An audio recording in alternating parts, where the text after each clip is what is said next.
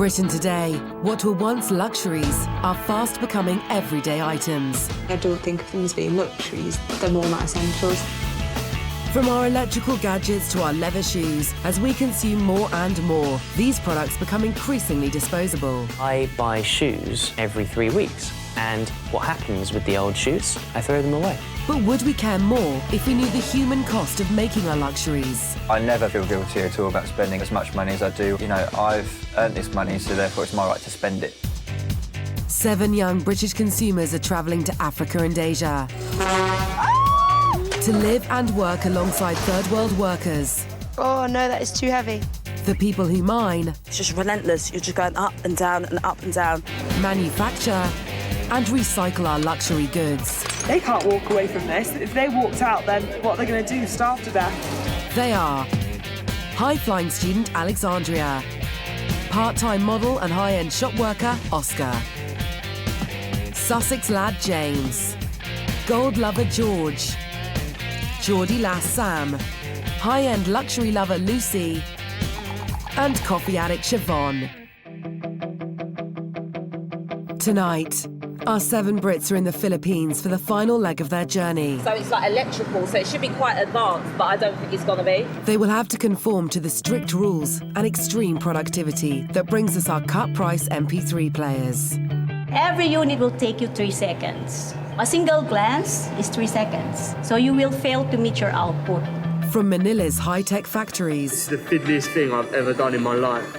to the vast dump sites that recycle the city's waste. This for me is very shocking. They're living and working in a giant bin bag. Yeah, so that's way big. of putting it. They will discover the truth about where our electronic products come from If you had to do this all day, day in, day out, what would your brain ever think about? You can't sleep inside my production line.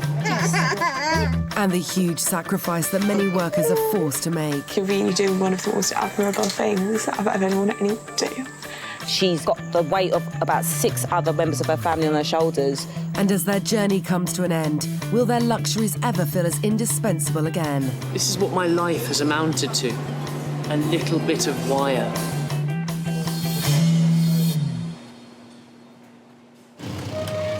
Manila, capital of the Philippines. Each year, hundreds of thousands of migrants flock to the city in search of work. Our Brits are about to join them. They're going to find out for themselves where our electronic goods come from. I'm expecting the electronics factory to be like a sweatshop. I think it's going to be like some old school building with like packed full of people. They're travelling to the district of Laguna, known as the Silicon Valley of the Philippines. It's like electrical, so it should be quite advanced, but I don't think it's gonna be. One of the companies based here is EMS. This factory processes 250 million electronic components every year for some of the technology industry's giants. The company's boss is Perry Ferrer. Hello, Alexandra. Nice to meet you. Welcome to EMS, our company, and welcome to the Philippines. Everybody has MP3 players, DVD players, digital cameras. Yeah. I'm almost certain one of those components has passed through here. We're here, you're going to be part of an elite workforce. I mean, these are the best of the best on what they do. 30 rejects out of a million is not good enough. That's 30 out of a million. You don't do your target, the whole line messes up and the whole productivity suffers. And we lose the customer. When we lose the customer, we lose jobs. So you'll be in that environment. Are you ready? Yes. All right. Okay. This factory's standards are amongst the highest in the world. To ensure maximum productivity, the 700 workers here are closely monitored. Every aspect of their lives is regulated by the company. Good afternoon. Hi. Hi. Hello. I'm Doris. I'm the HR manager here. Hi, Doris. First of all, every time an employee comes in, we have to take their body temperature because it's very important that we make sure that you don't have a fever, you're feeling very well and up to work 8 hours. Is that all right? What if you have a temperature? When you have a fever, you can't really work inside. Of course, we don't want you to make your co-employee ill also. So you don't work at all? Don't work at all or we send you home. Do you still get paid? No. The factory has its own health clinic and a team of medics on call 24 hours a day. Nice to meet you. So how do you do this then? No, just... Oh, on the head? Yeah, oh, okay. I was wondering where you're going to put that then. No problem. Off the scale. Too hot. 36. Okay. So your employees have to do this every day? Every day. On the way here, we were kind of discussing whether it could be like a complete sweat house, and it clearly isn't. You know, measuring temperature, all sorts of equipment, name badges. Goes to show that they've got it together here. 36. This place is so stringent about its control. We're going to be working in a highly controlled, extremely obsessive, OCD-style environment.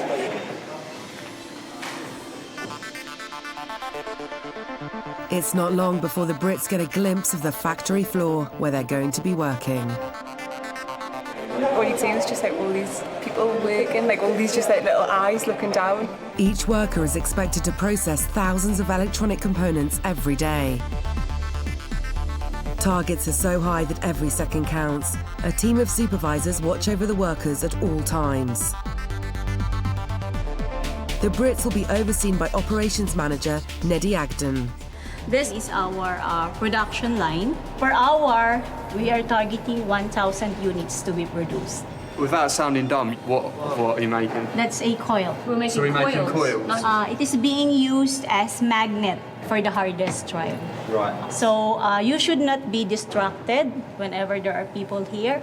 And even when we do this, you should not look. Because for every unit that you are producing, it will take you 3 seconds.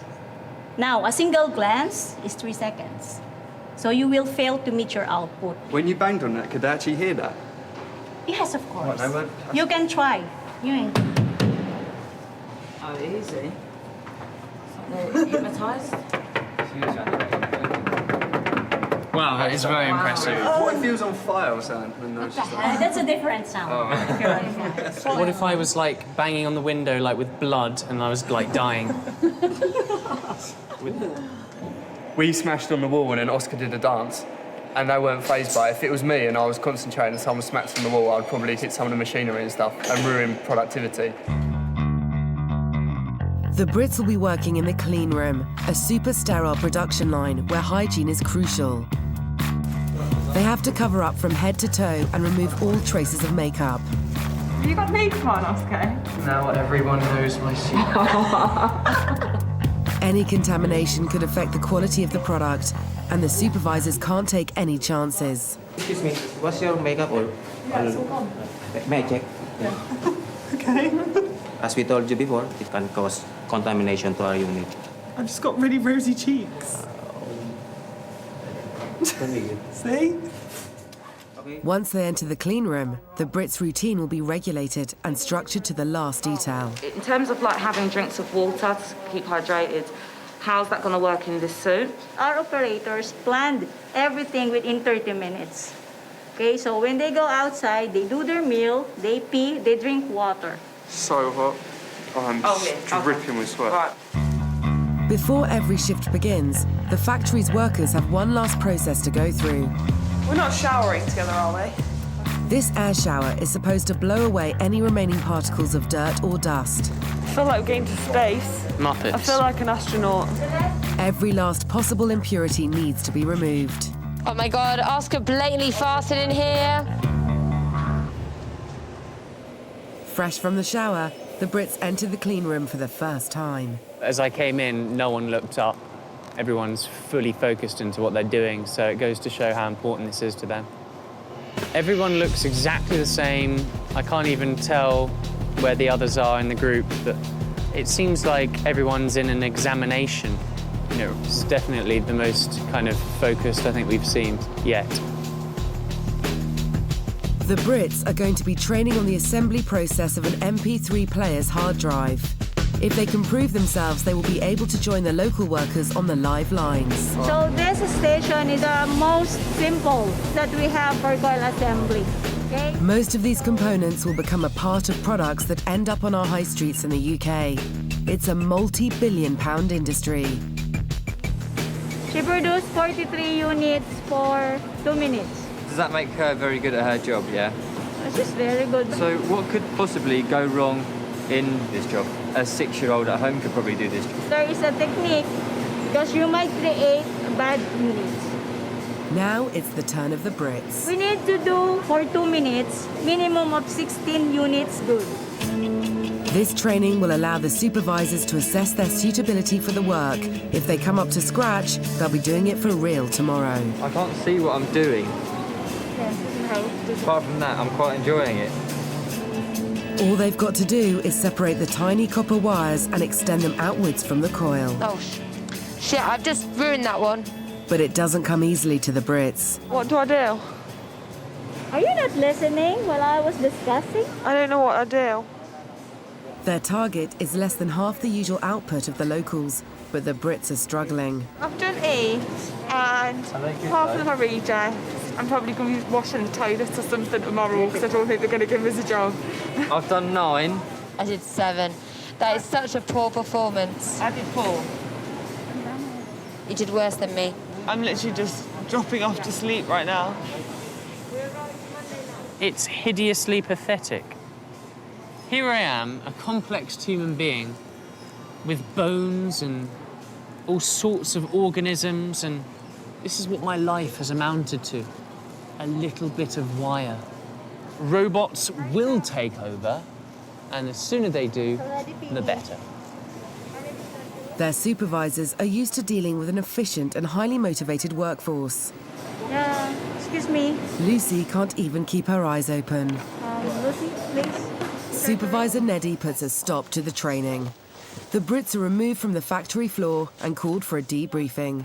I'm very much disappointed with the attitude that you have shown us. Everybody in my production listens to me, because everything that I say has a purpose for productivity, for quality. And I cannot let you guys ruin the setup that I have. I thought I cooperated quite well. I listened to everything you had to say, and I did ask a few good questions, I think. For questions, it's okay. But of course, you can't sleep inside my production line. But please, it's very disgusting. And I'm not enjoying it, actually. No, really! Please. My operators are seeing you sleeping in their own stations. And some are doing jokes, funny things. Okay, they cannot be distracted, right? The quality is very important because we might lose our job. And I'm the one responsible for that. I hope you understand. Yeah, completely understand. Tomorrow, should there be any claim from my supervisor or my engineer, I will pull you out from production, okay? I apologise on behalf of the group for our attitude today. We're all very tired, and tomorrow we will come back with a different attitude and work very hard and be very cooperative. I'm sure tomorrow will be different, so I'm sorry about that. I have never come into contact with a woman so demanding and serious at the same time. It just makes you think, wow, this is what this job does to them. You know, you would not find an Oscar here, working here, in a billion years.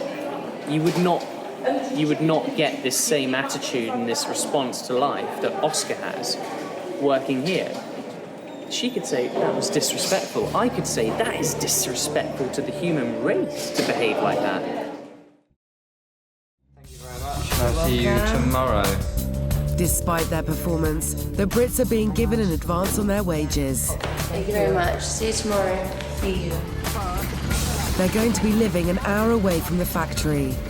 The boys have got their own boarding house. There's a toilet, but there's no flush. There's a plunger. Guys, do you mind if I sleep here? Oscar, you can sleep wherever you want, mate. Cool, man. It's our house. The girls are staying with some of their fellow workers from the factory. Hello, girls. I'm Lucy. I'm Alex. Tina. I'm Johnny. Tina Basha. Johnny. Okay. What's your name? Noemi. It's French. Thank you for having us. Thank you so much. Your house is lovely. 4 Filipino girls live in this one-bedroom apartment. The British girls will be sleeping in the living room. Their hosts are going out of their way to make them feel at home. Sarsyadong isda. Sarsyadong isda sa Tagalog. Yeah? Lucy? Yeah? Are you having some food, love? No, Sure, not even some rice? Lucy isn't eating. She's a bad stomach. Yeah. I'm very excited about trying Filipino food. She's going to eat some. How long have you guys been working at the factory? 5 years. 5 years? 5 years. Oh, wow. 6 years. So pretty much since you were like 18, 20. Did you guys go to school? High school graduate. So, and then you went straight into work. Did you guys not want to go to uni? Gusto kaso wala nang sige, wala nang pansuporta. Always the same problem. Do you girls like the job you're doing at the factory? Lagi kami may pasok. Ngayon wala na. Ngayon, nagkakaroon kami ng no work. Sa halip na no work pa, may rest day pa. Kasi syempre, sumusuporta ako sa pamilya ko tapos nawalan kami ng pasok. Saan na kami kukuha ng papadala sa parents namin, lalo na sa anak ko. So you girls are sending money back to your families?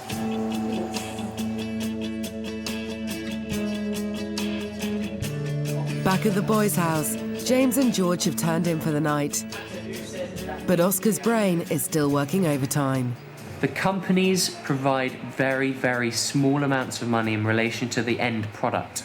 The reason is because they know that if those are the only jobs that are provided, then economy is going to be structured and built on desperate people. So the end conclusion is that, as a consumer, you are contributing to the misery you see around the world. Indirectly. 3:45 a.m. Time to get up for work. At the girls' house, everyone's up except Lucy. Lucy, hindi pwede kasi na basta yung pakiramdam mo. Dapat pupunta ka ng company. Tapos, pagdating doon, kung hindi mo talaga kaya, pupunta ka ng clinic. I know I'm completely overtired and I've got the shits. The rest of the Brits are joining the locals on the shuttle bus to the factory. So early in the morning. Yeah, it's very early. It's 5:30 a.m. and the new shift is about to begin. Thank you. This factory works around the clock, 7 days a week. It's just so unlike any job I've ever had at all. I mean, the only time that I've ever really been up at 3 in the morning is when I'm rolling into bed after a night out. Hopefully we're going to do really well so we can get on the live line and prove to the supervisor that we are taking this seriously and that, you know, we're not messing around. We're going to smash it today. Before they can join the live lines, they must complete their training from yesterday. Okay, so these are my coil assembly support group. They will accompany you to your station. Okay. These live lines process hundreds of thousands of electronic items a day, and only the fastest and most efficient workers are kept on board. Line all wire down. Then press smooth. After yesterday's assessment, the Brits have each been assigned specific jobs according to their ability. What I've got to do is get this little copper ring and it's got 2 wires coming out and I've got to get this tiny little black insulator and put it on the 2 wires. So you've got to do 500 an hour, so it's like 9-10 a minute. I just need to get. There are strict rules on the factory floor. Talking is forbidden and toilet breaks are discouraged. Every mistake costs the company money. Is that the music when something's gone wrong? Yeah, that's it. Someone did his job not really good. If that music starts to play every hour, at the end of the day, you'll get scolded from your group leader. Oh, really? Yeah. Oh, right, okay. The regulations aren't to everyone's taste. I hate it. It's completely not me. Everyone becomes anonymous. No one knows each other in here. You absolutely got no freedom of movement, of choice, of anything. Your every single move and action is monitored and controlled by your boss, by your company. High-achieving student Alexandra is used to getting her own way. I'm mainly motivated by, well, success. Certainly, I'm an ambitious person. All of her life, she's been top of the class. I was head girl.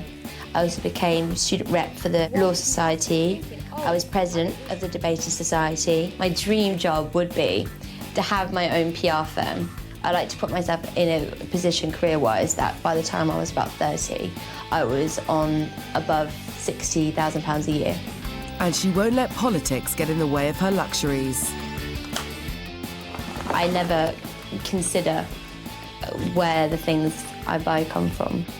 It's very difficult because no one wants there to be a third world full stop. But on the other hand, you've got to ask the question, is this globalisation a way of developing a country?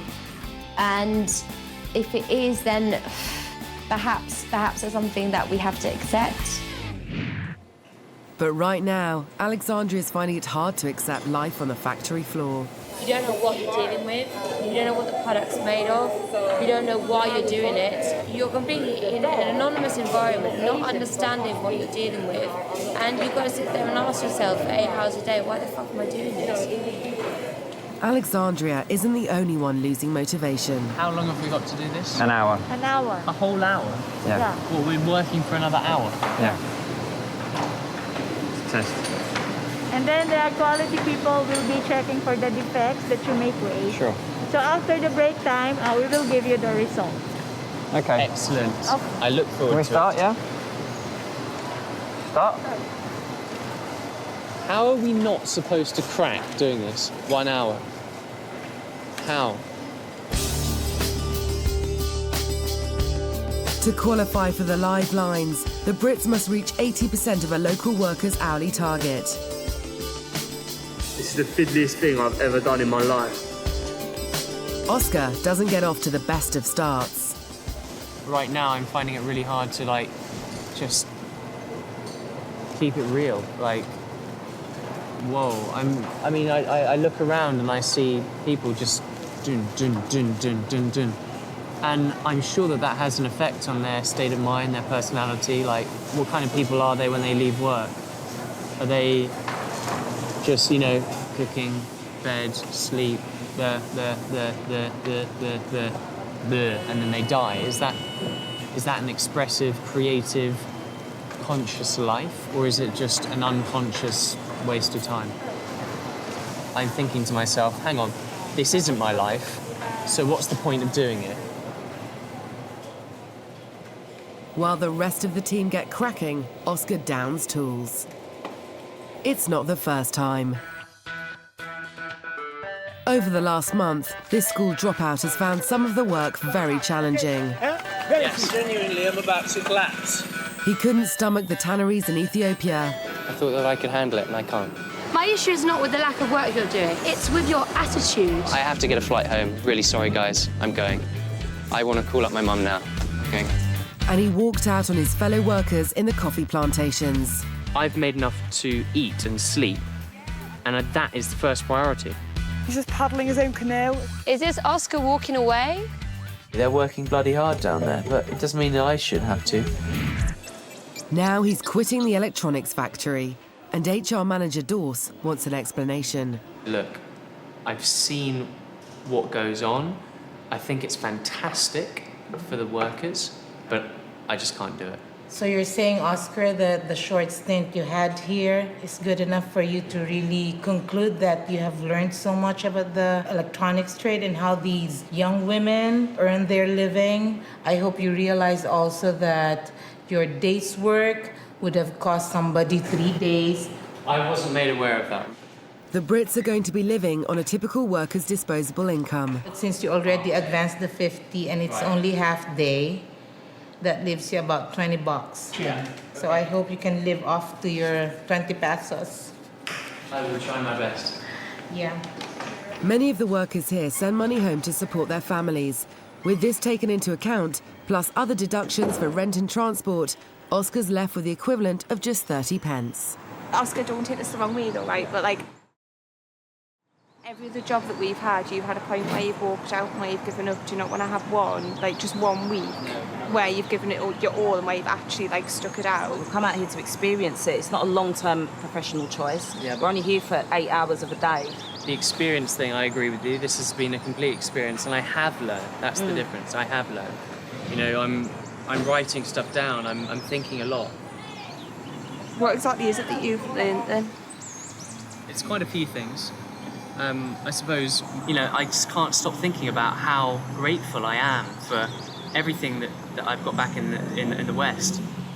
I completely agree with you. I respect you for it. You've lasted this long. You're not a quit. You haven't decided to. Oh, I'm just going to quit and just, you know, see you lot later. That's completely what he's doing. It doesn't bother me, but we can't all be like, yeah, that's fine, because you just fucked off out of work. So we can't. Like, it doesn't bother me. But when everyone's like, oh, I completely agree with what you said, like, what the fuck? I have my reasons, and if you've got your reasons to work, then great. If you don't, then I'm past the point of caring, to be honest. Like, do what you want. I think he's giving up due to the fact of boredom, which is completely wrong. We're all bored, we're all in the same boat, we're all working here, but we're all working for the right reasons. We're here because we are living and, you know, working like the local people. And if Oscar chooses not to do that, then he's just ruining the whole experience for himself. Oscar's clocked off. The rest of the Brits are about to join the factory's elite. If you look at the speed that workers work, it's unbelievable. They're on the live lines. They want 1,500 every hour, and, you know, one rejection is, you know, quite major for these guys. Under the close eye of the supervisors, the team try to keep up with the pace. Work's not going too well. In the first hour, I was supposed to do 300, and I did about 60. After 3 hours of intense effort, the pressure's starting to tell. I just think, like, if you were to do this all day, day in, day out, what would your brain ever think about? Looking at the same walls, doing the same job for the same product, what would you spend 8 hours a day thinking about? This is purely for the Western world to indulge themselves and listen to music and all that. It's like, it's a lot of work for something that's not essential. You don't have to have an MP3 player. You know what? Honest to God, like all the other professions, I really, really saw what the motivation was for the workers because I got to speak to them. I saw the sweat. I saw the kids strapped to backs. Here, they do have to do these jobs to support their families, but it's just like there's nothing modern about what's going on. It might look modern on the outside, but it's just the same like all the other industries we've been to in terms of their workers are simply workers. While the rest of the Brits carry on working, Oscar's got some unfinished business of his own. Come on in, please. He wants to speak to Perry, the boss of the factory. For me, this was definitely the hardest place I've been to, not because it was immoral, but because it was just such a contrast between what I feel life is to me. And there are people in there that say, you know, I enjoy this is great. Yes.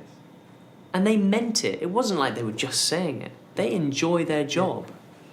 And to find an understanding to that is, you know, you can potentially find it, but it's hard. We in the Philippines, at least the people that you've met, they don't have a lot of choices like first world country people do, you know. We all make choices. They made a choice not for themselves. They made a choice for the family. You just hope you go to a company that is ethical enough and responsible enough that will take care of you. There's a lot of companies not like that. If you don't get to an EMS or another well-heeled company, what's next? So you go to the garbage dumps and claw for food. What's next? You become a prostitute. It is crazy, but it's the life in a third world country. Yeah.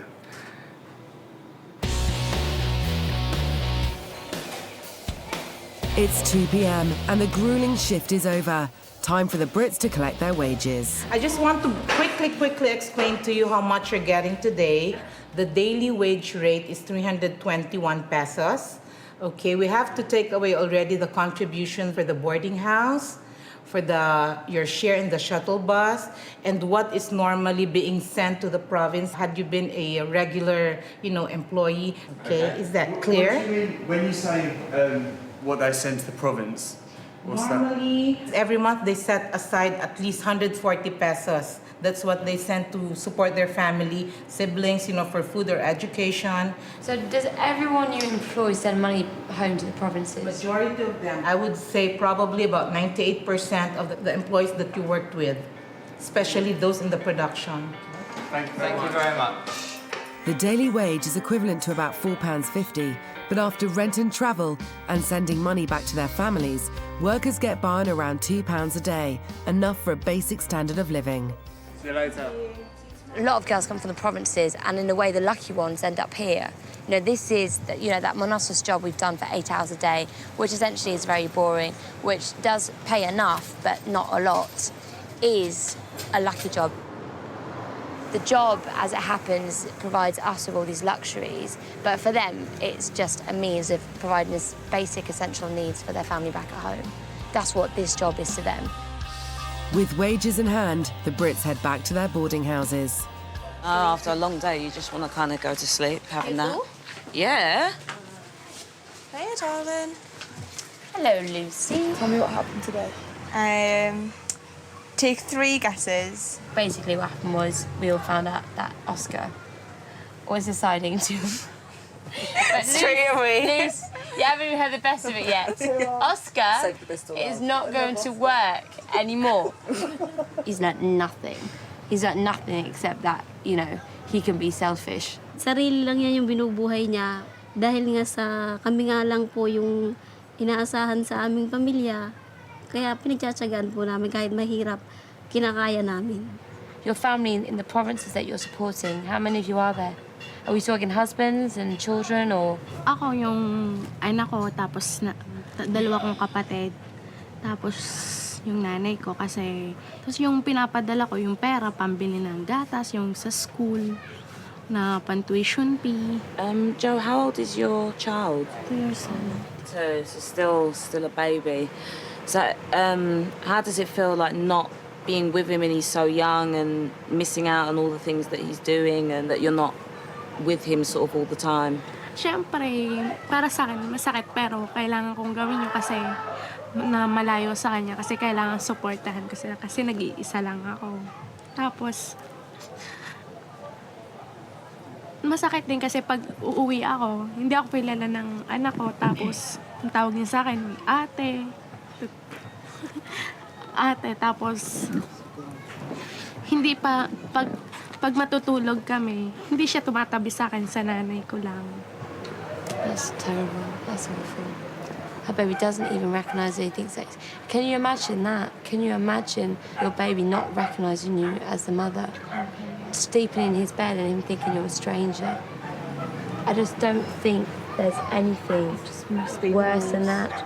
Iniisip ko, sana maka-experience naman kami nung nagiging buhay niyo. Tapos, parang bali-palitan tayo kung ano ba yung ano namin, yung ginagawa namin. Buti pa sila, sarili lang nila yung sinusuportahan nila. Where before I just thought the MP3 factory was boring. Now I really see now why so many people rely on being employed there. She's got the weight of about 6 other members of her family on her shoulders, when back in the UK, people her age, are, the only thing they're worrying about is what they're going to wear the next day or what they're going to buy. These are girls who are the same age as us. They want the same lives that we've got. They're never going to get the 2 hours to escape themselves and sit and watch DVD. They're never going to get, just a Sunday afternoon of shopping. For Oscar then to turn around and say that he doesn't have anything more to learn, and he knows for a fact these girls won't have that option, it's rude. At least last one day in the life of these people.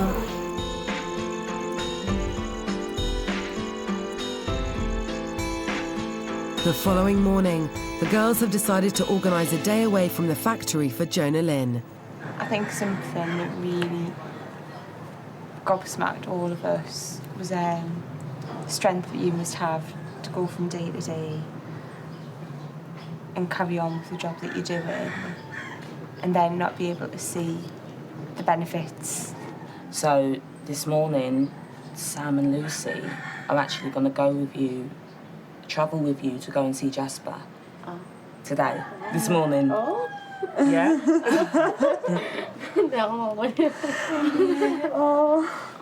Sobrang saya. Nung last month ko pa gustong umuwi. Lucy and Sam are joining Jonah Lynn on the 7-hour journey from Manila.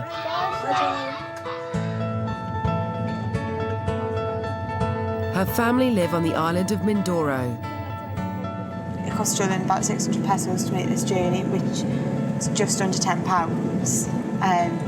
Which to us sounds like nothing. We could spend that at home in England on your lunch.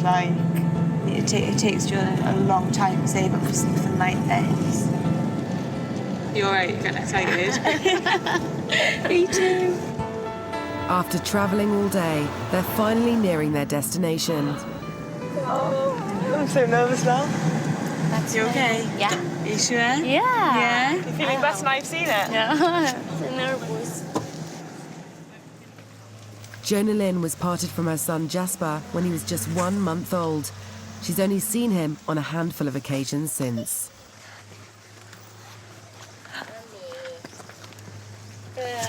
Aba! Hoy! Bakit ka nahihiya? My little one. Let's go inside. Hey,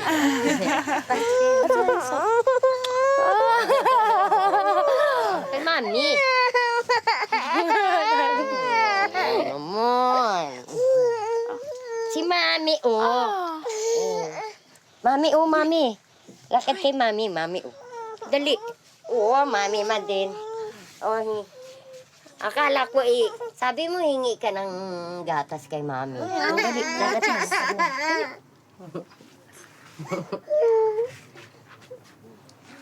Sabi mo ikaw sasama kay Mami. Sumasama siya pag tumagal ako dito. Mga ilang araw, sumasama na agad siya.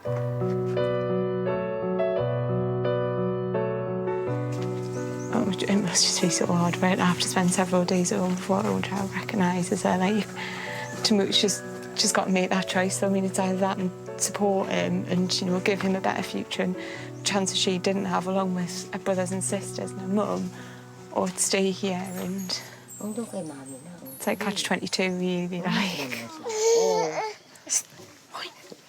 Opo, bakit ka nahihiya ngayon? Okay. Nasaan sila? Si Kimberly nasa loob. She's so strong.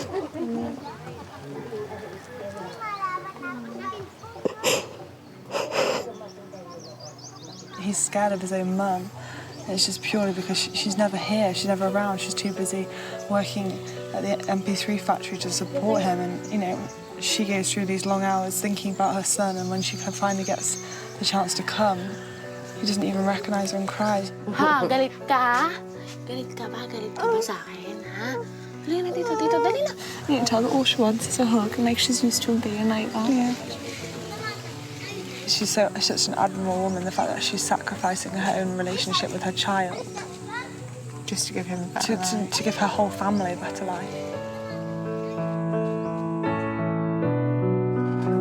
Jonah Lynn is just one of the hundreds of thousands of people who leave the provinces every year and head for the city. Many of those who do leave end up here. Tondo, a sprawling dump site on the outskirts of Manila, is one of the poorest areas in the country. Alexandria and James have come here to find out what happens to those who can't find work in the electronics factories. Can't imagine anyone would choose to end up here. It's filthy, it's dirty, it stinks, there's flies all over the place. And to think, looking around, seeing that people actually live in this place as well. What are people doing here? They're living and working in a giant bin bag. Yeah, There's no way of putting it. No. It's littered, covered.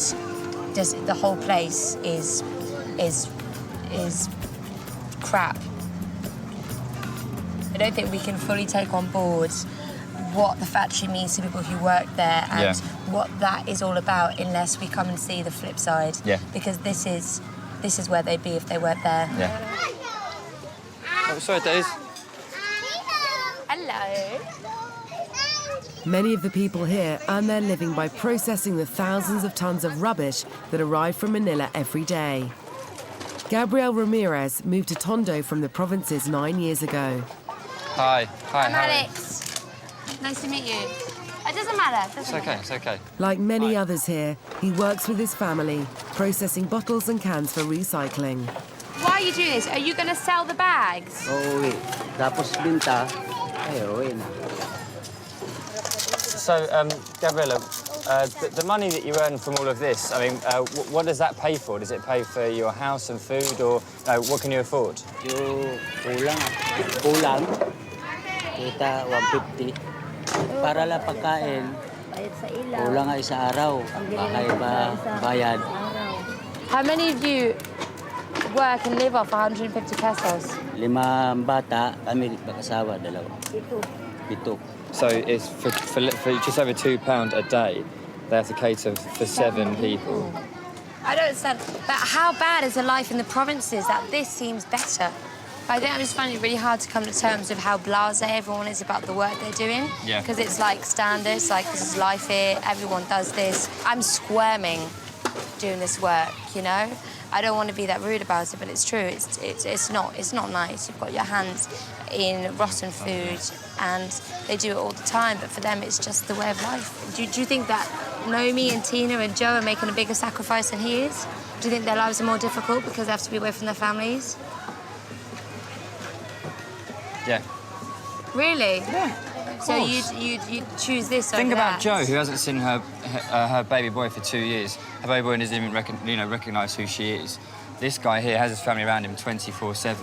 You know, the one thing that I've learned from this trip is family is probably one of the most important things that you have. I feel they're making a bigger sacrifice, leaving their families behind. The fact that those are your options is just so messed up. But I don't understand. I mean, I have to be honest, Gabriella, this for me is very shocking. And it makes me feel quite angry that you have to make these choices and you have to live like this and you have to work like this. Are you angry? Sa magkasama-sama lang kami sa pamilya ko. Wow, that's really the most important thing.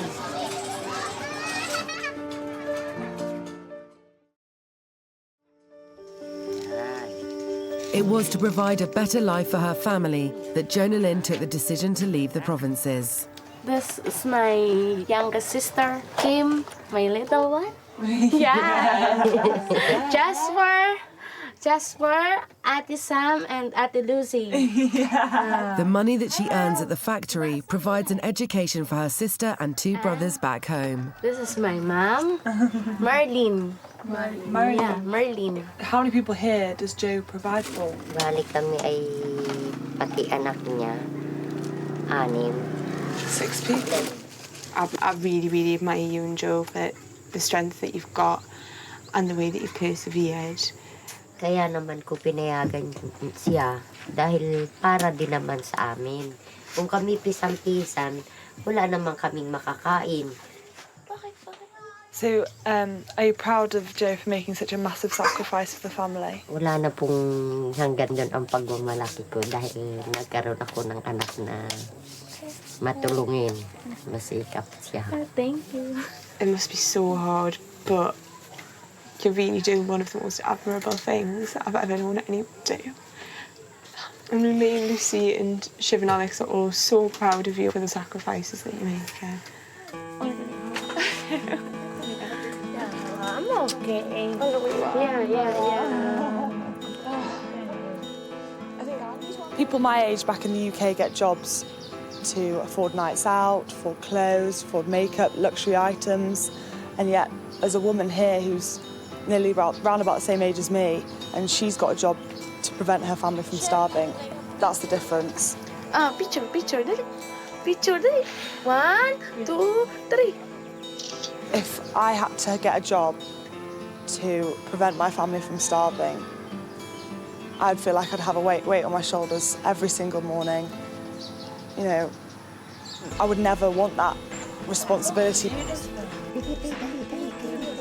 just makes me think that everything that I've ever really got upset over has been nothing compared to what this woman is going through. Yet she doesn't really cry. She's just keeping this strong head on. She's powering through, takes everything in her stride, and I'd really like to take some of those qualities away with me and take them back to use them myself.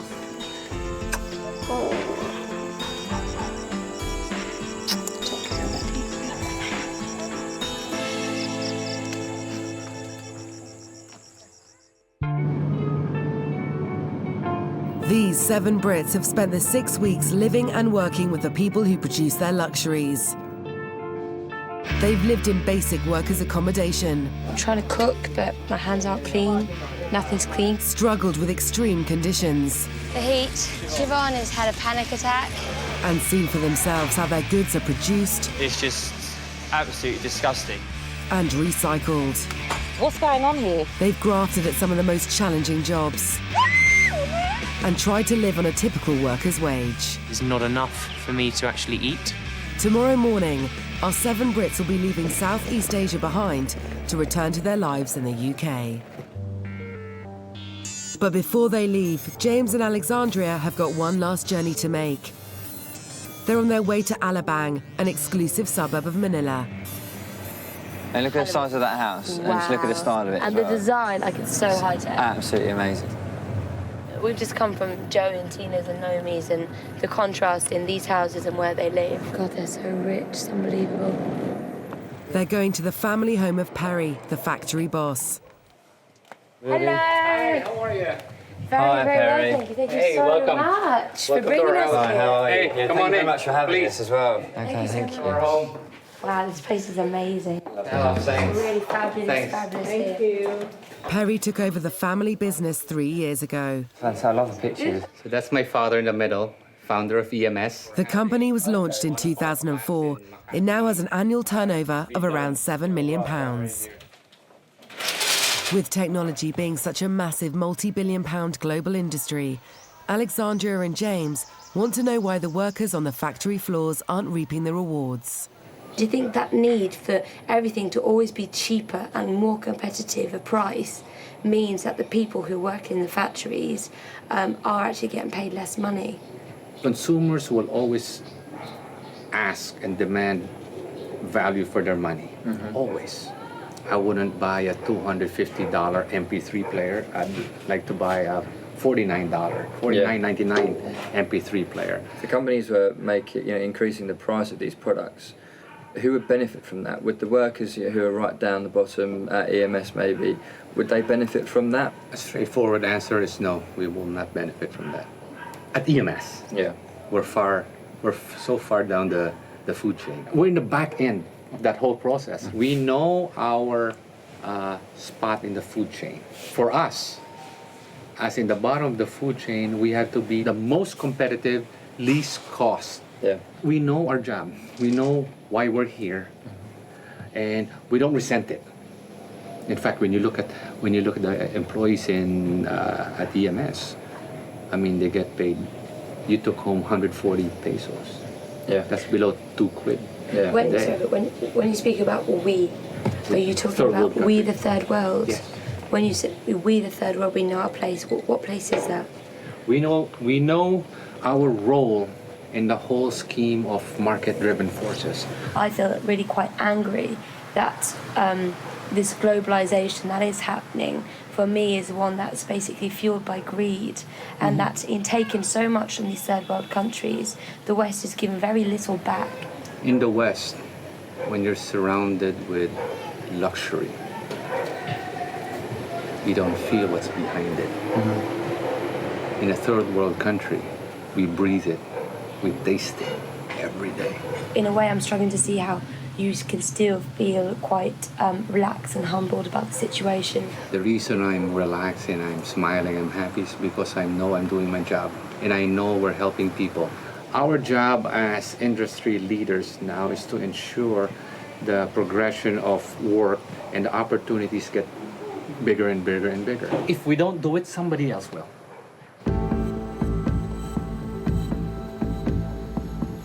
One of the things that has angered me the most during this whole experience is realising that we in the West are benefiting from the fact that these countries are so poor. We then take that poverty and that desperation and that the fact that people here will take any job and we use it. And that's awful. We know that the people out here will do anything because they haven't got a choice. And we use that lack of choice and that desperation so that we have luxuries back at home. And, you can't forget that. You really, really can't.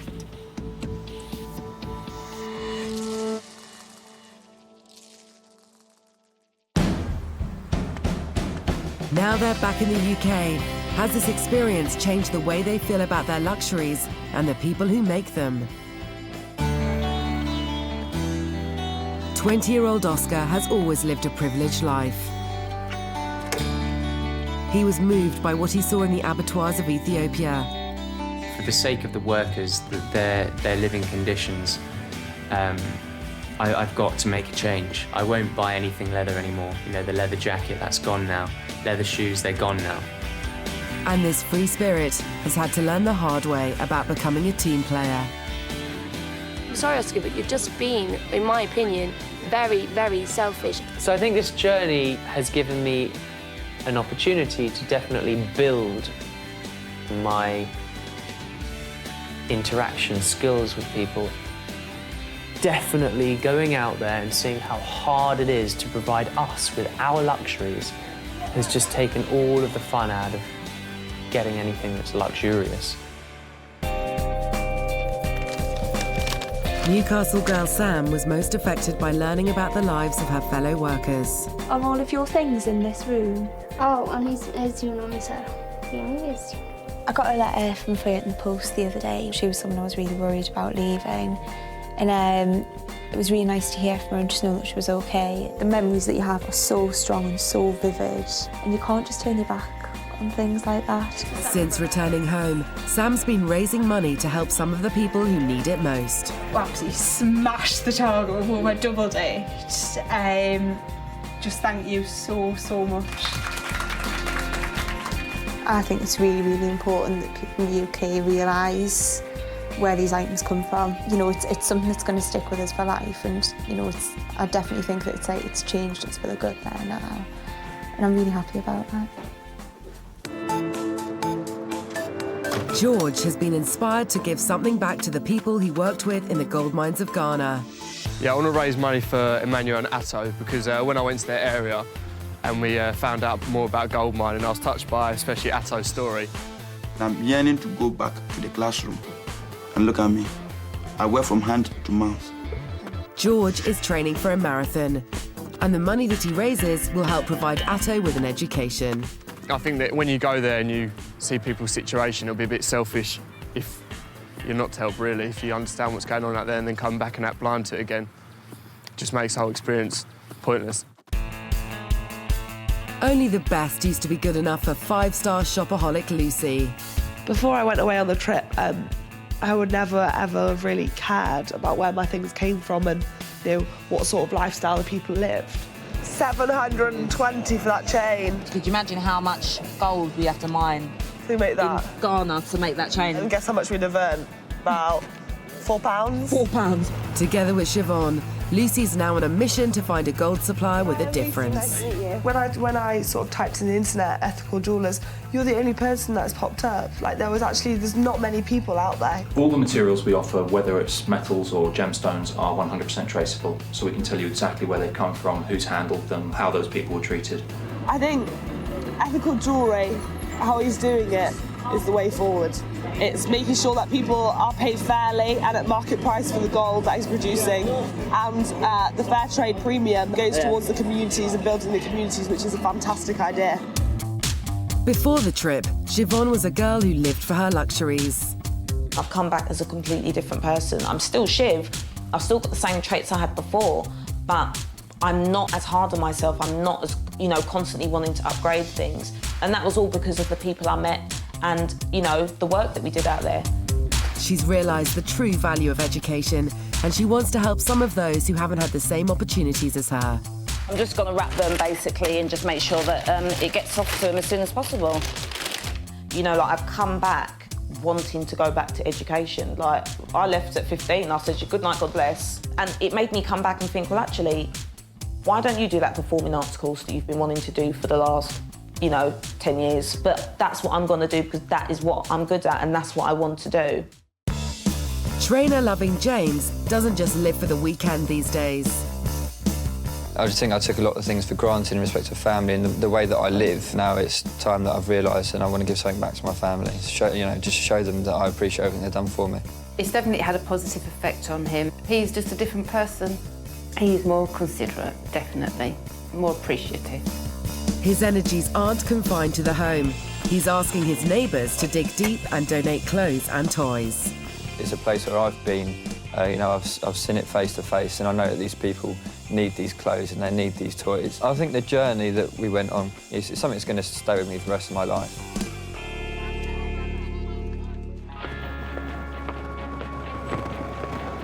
Alexandria's experience has made her question some of her old values. Before I went on the trip, I thought that the whole fair trade thing was part of a big movement, fashionable more than anything else. Obviously, you know, the trips changed me a lot in my views. I do think that it's fashionable to be fair trade, but I think that so what, even if it is a fashion, you know, it's a good fashion to have, you know. She's fundraising for a charity that helps families in the Manila slums. It's like living in a rubbish bag. The place is just covered in rubbish, there's flies everywhere, and, you know, the smell is putrid. She's selling jewellery and bags that have been recycled from the dump site. What about this one? One of these ones. Brilliant, thank you very much. The event's raised over £180. Wow. Well done, brilliant, thank you. It means that we'll be able to build a new home for a family on the dump site. They won't have to live in a shanty anymore, they'll have a solid roof. I see people behind the product. I don't just see the product now. I see the people who have made it. And that is a major, major change.